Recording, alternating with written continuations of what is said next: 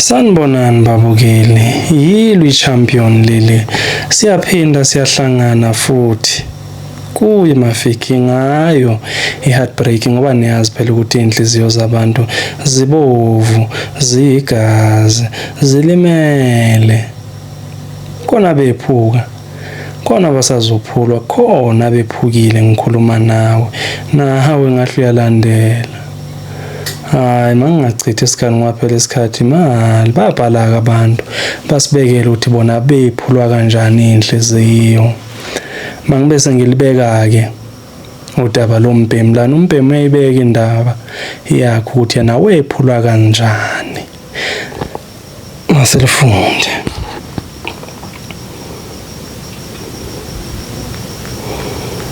Ulibeka kanje kumkhulu udaba lwakhe. Sanibonani mafiki. Hey, angethanda ukuthi ngiziveze ukuthi ungubani ngoba phela inkulu into engayenza. Inkulu into engayenza nengizisola ngayo futhi. Yazi ngezinye inkathi uyozibhaqa wenza into ongakazi wacabanga ukuthi uyoyenza ngelinye ilanga ngenxa yezinto esithi zisihlangane nazo empilweni. Mina sime ngabhekana naso sangiqhubela ekuthaneni ngenza into embi kakhulu nengizisolayo ngayo mihla namalanga ngilali ngiyakhala mangicabanga nje ngiyakhala imfihlo engazitshela ukuthi ngiyofanayo kodwa seyiyangehlula manje iyangesinda futhi.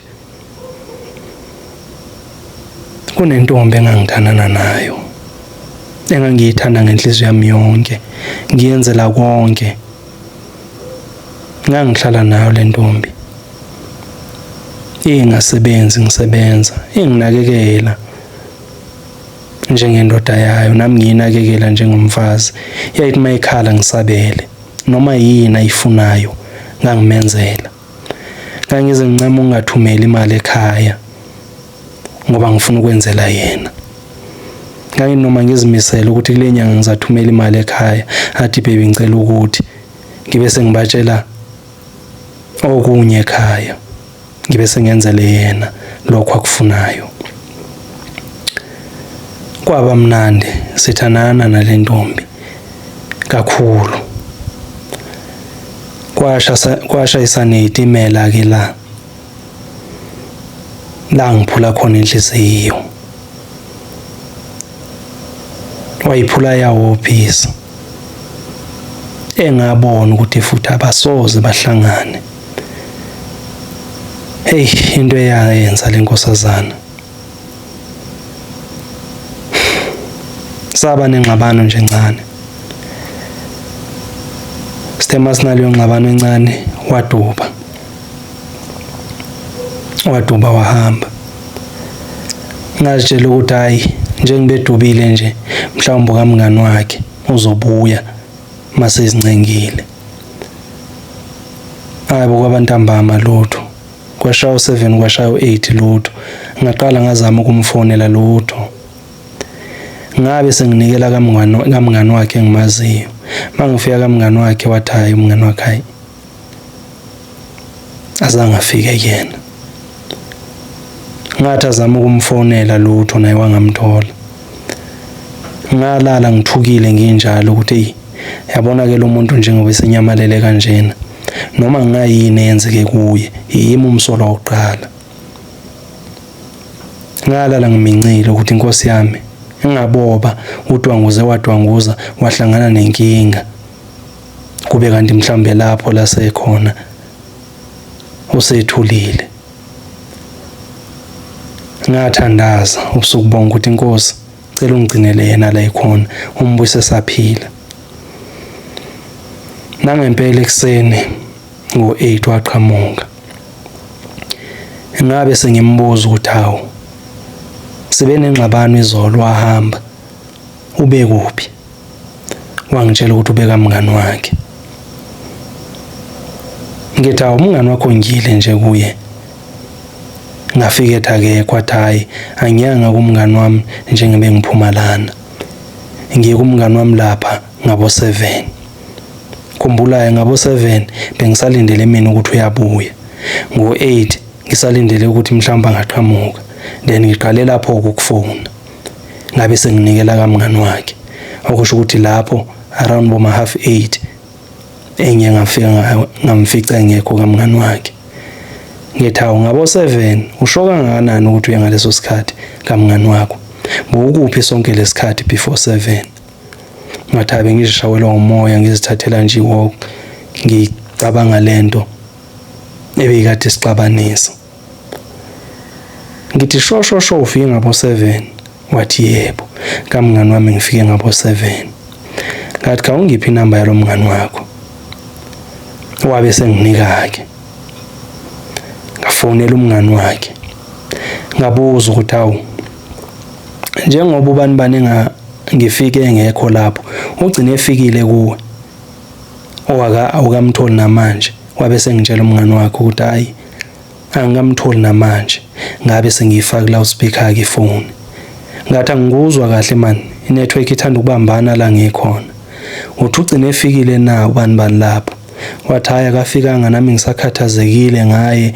Hey kuzamele sikube khona esikwenzayo sikwazi ukuthi simthole ngabe bawehlelwe ukubi lapho ekhona. Ngithawu akafikanga nje impela lapho akukho ngifihlela kona. Wathi lutho akafikanga. Nami kumanje ngisalwe ngizama ukumfonela.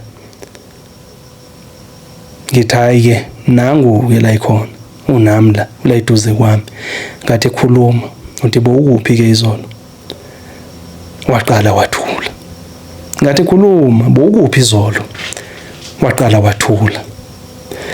Ngabe sengibongayo kumngani wakhe ngithi hayi ngiyabonga nangu ufikile uthe ulale lapho kwakho. Ufike ngabo-7 lapho kwakho walala lapho. Abese xolisa kumngani wakhe athi ngicela nilungise izinto zenu. Ngiyaxolisa ukuthi kena kubeke nokungena kwegama lami lapho ezindabeni zenu. Ngicela ukuthi nilungise izinto zenu nibe right. Ngabe sengibuza lona ngithi ngicela ukhulume sisi. Ulale uphi? Hayi wagonyula walikhipha iqiniso ukuthi hayi kunomfana abonana naye njengoba ngisebenza nje kunomfana abonana naye. Manje lo mfana ubemhluphe izolo ethi ufuna ukumbona. Manje liyanqabana sibe nawe idale ngamabomu ukwenzela ukuthi akwazi ukuthi awolala kulomfana. Ngathi bese ungihambisa ke manje ungise kuye lo mfana. Ayi washona lena lengithi hey ngihambise kulomfana ngiyombona. Hayi washona lena lingabe sengiyifaka impama ngayifaka nesibili. Ngathi ngicela uyongibonisa kulomfana olale kuye. Hayi nangempela sahamba wangibonisa kulomfana. Ngafika nangempela nangumfana washa amadeku la. Hayi ngabe ke sengiyibulisa le ndoda. Ngithi indoda endala ngizwile ukuthi phela umama ulalela kwakho. Manje ke njengoba elalela kwakho ithini leyo ndaba? Uyamthatha kuba owakho uyambuyisela kimi kube owami? Eyabe seyixolisa ke le ndoda ukuthi ayona bengazi. Ngithi hayi wazi kahle ukuthi lo muntu unomuntu. Njengoba nibonana nje wazi kahle wena ukuthi unomuntu. Hayi le ndoda igonyuluka ilikhipha iqiniso ukuthi hayi beyazi yona kodwa iyaxolisa iyalibona iphutha layo. Ngithi indoda umbuzo uthi lo muntu uyamthatha kube owakho nokuyambuyisa kube owami? Yale ndoda ngicela ukudedela umthatha umuntu wakho angeke ngiphinde ngisondele eduze kwakhe. Ngathi hayi kulungile ke indoda endala ifu yangikhululela. Mama masibuyele ekhaya. Sabuyele ekhaya ke sinomama. Hlala sinomama. Kwaphela unyaka ngingakazi futhi ngiyiphathe le ndaba. Waphela unyaka. Waphela wesibili. Waphela wesithathu. Saba nengxabano nje ncane. Ngabe sengimcela umama ukuthi ngicela ukuthi sihlukane. Ngicela ukuthi sihlukane abuyele kibo futhi. Hayi wazama ukuncenga ngangancengeki. Unyaka wesithathu lengikhuluma ngawo ngangancengeki ngathi mama ngicela ubuyele ekhaya. Akusekho sizalunga phakathi kwami nawe. Wathi awusesingazihlukaniswa into encane kangaka. Ngithi mama kuphelile manje ngicela ubuyele ekhaya. Hayi wahamba ubuyele ekhaya wazama ukuncenga ngabe ngimtshela ukuthi mama kuphelile angidlala ngiyona indoda efunga ijike mangikhulumile akukho kusezalunga mama ngicela nje wamukela isimo sungaqhubeka nomuntu omusha anginankinga phakathi kwami nawe kuphelile wancenga inyanga yonke nesibili hayi kwesithathu give up wabona ukuthi hayi ayingangaye le waphela unyaka oqala sihlukene waphela wesibili kuthe kulo wesithathu ngayintshontsha leya ndoda eyangeyisa yalala nomfazi wami yazi ukuthi ngisebenzela yena konke engikwenzayo ukwenzelwa yimi ngayintshontsha leya ndoda ngathumela nokwabafanyana ukuthi naye kumntshontshe lo mfazi lo bamntshontsha ngabe sengiyobahlanganisa ke egumbini elilodwa le ndoda nalomfazi hey uyabona kulobo busuku ababona ubuso bami bethuka sekuphele 6 years phela lapho lento eyenzeka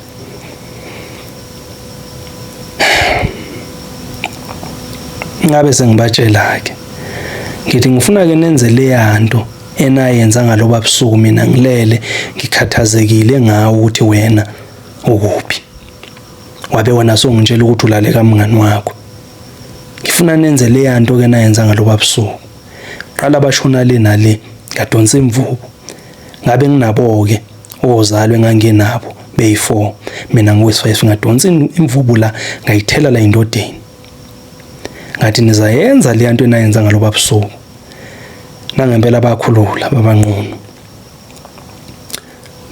babanqunu bazama ukuyenza lento ayenzeki phela into wayikwazi ukuthi ngavuka ekubeni umnikazi wayethukile ifuna ukuthi into ukukhululeke unethezeke izafuka ke lapho kodwa ngakho into ekuthusayo hayi ngeke ayifuki yethukile na yethuka phela lento iyaphila le yanto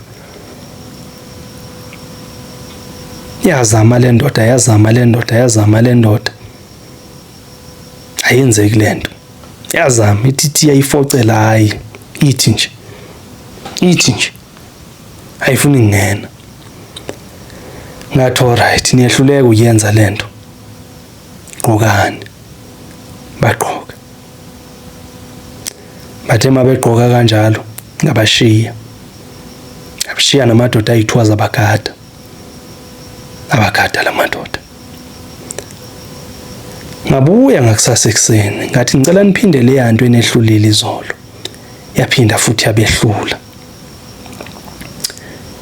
hayi ngabathatha ngabacambalalisa mabacambalale ashaya izibunulu lezi ngabe sengithatha uswazi oluncane ngayithatha lento ngayibeka phezulu kwetafula lento yakhe engafuni ukwenza le yanto ebabeyenza mina ngilele ngikhathazekile ngayo ukuthi ukuphi kanti benza lento ngayithatha induku yalo ngayibeka phezulu kwetafula ngayingena ngoswazi wayijubathi ngithi buya la beka lento la ngenja nginquma ngibulale ngiqede aphinda ayibeke phezulu kwetafula ngiyishaya abantu besimameke ngeke baze babe bayibone kahle le ndaba kodwa amadoda ayayazi le ndaba engikhuluma ngayo le nto mayike yashayeka kufana noma abafana bedlala ibhola umfana oshawe ibhola kule ndawo ukhathi simaye uginqika into engapheli ibhlungu le ndawo kanganani nyama izashawa ngoswazi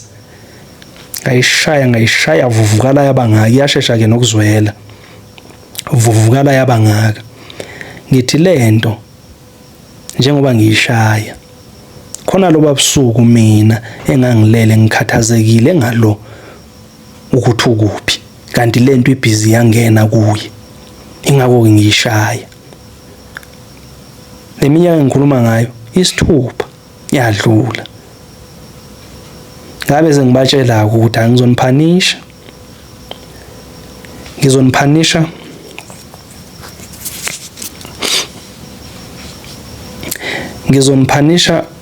amalanga ayi40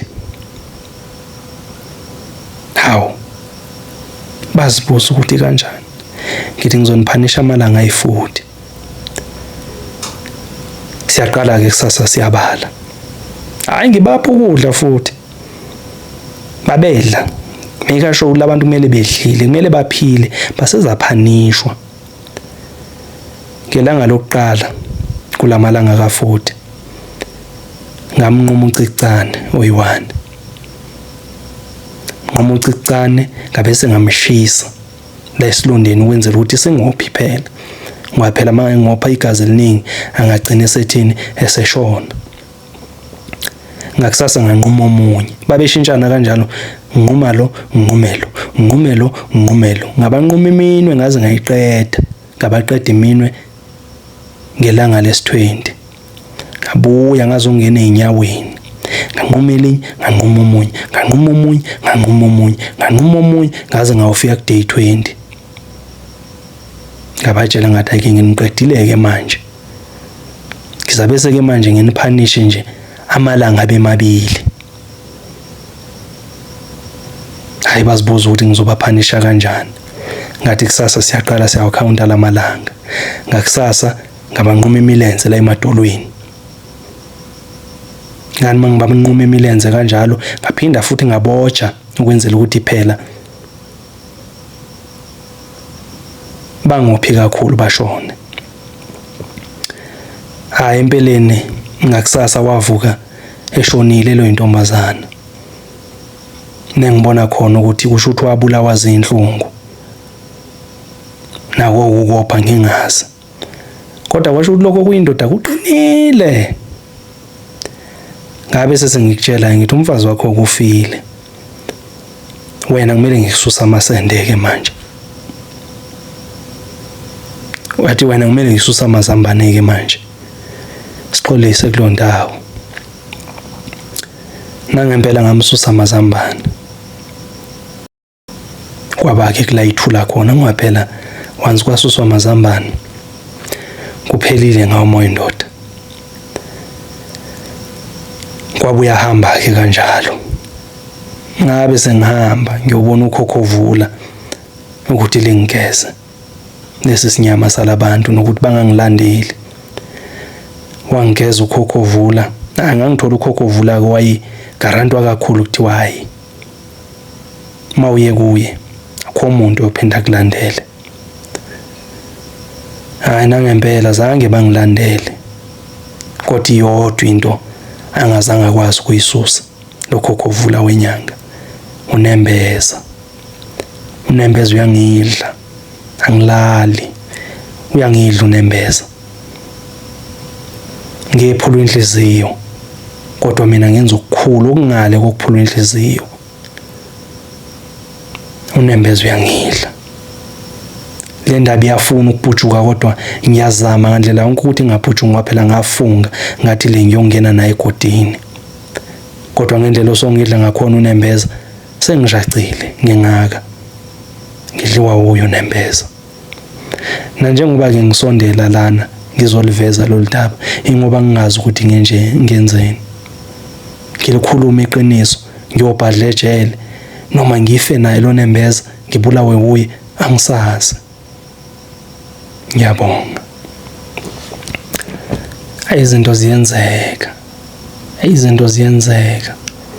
Yabona le ndaba ibhlungu kakhulu le. Ibhlungu kakhulu le ndaba. Anginawo maningi mina. Nginikela kunini ukuthi kube yini enilipotopotozayo, nilithinta thinte, nilibamba bamba imijana lo daba. Nibe seniyamtshela ubhuti ukuthi enze njani. Ngiyabonga.